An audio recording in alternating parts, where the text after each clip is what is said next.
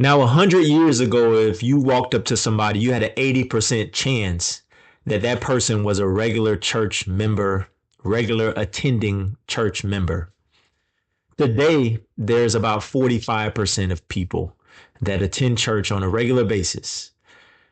The question of the day is, why is this happening? What's going on with church? Is it that people don't believe in God? Is people believe in God? They're more spiritual? Is it because we're living in a secular nature and all of this, outside noise, whether it be social media, whether it be, job and career focus, everybody's working, less kids. What's the reason this is going on? Now, ABC did a deep dive into this specific question. Got a video clip here from ABC. Let's take a look at it. Let's circle back around. How many churches have you had to close in the last few years? We closed a number of places. We essentially went to half of what we used to back in the early 2000s. Wait, you went to half? Roughly. We lost about 100 parishes. And we're talking about buildings that are as big as this one. Not all of them, but yes. Father Brian Zielinski is one of many religious leaders across America who's had to stand before cameras this year closing houses of worship. So think about that in terms of numbers. In a matter of 25 years, they're talking about the early 2000s. So we're talking about less than 25 years. They have cut back on half of the churches. And usually in these cases, when you lose a location in terms of the building, you lose it because you lose the people. The people go first, and then obviously there's not enough people to sustain the bills to keep that particular location up, and then you have to give up the location. So this is an example of how drastic it can be. Let's watch a little bit more.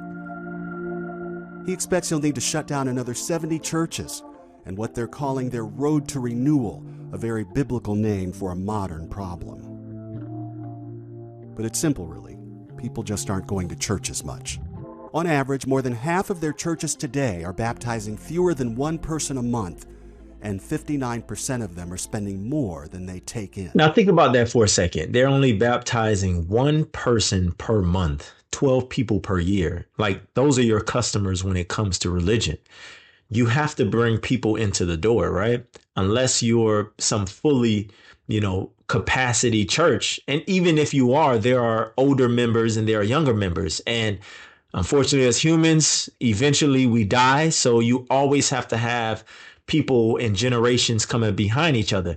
And if you're baptizing one person, there's a customer problem. There's a membership problem there. When you think of churches and the people who are generally leaders in the church, a lot of times the individuals who are at the top, they're not particularly business people. So getting customers in the door and putting initiatives that are going to invite people in the door, they're usually a little bit sketchy, to say the least. And I'm not talking about every church. And just from my experience, I grew up in the church.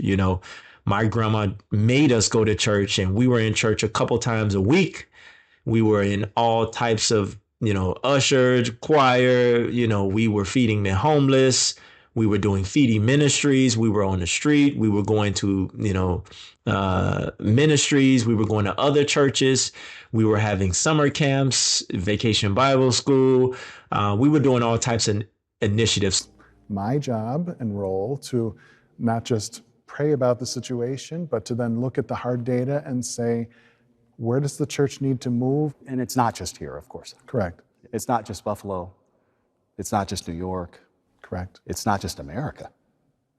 What's happening? My personal opinion is simply that, we become a culture that doesn't need God as much as we think we do. A culture that doesn't need God as much as we think we do.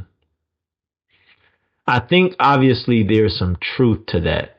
If we wanted to dig a little bit deeper, I would say that there's a word that came across my purview a few days ago, and I had heard it before, but I never really truly, thought about it and thought about the definition, and it was individualism.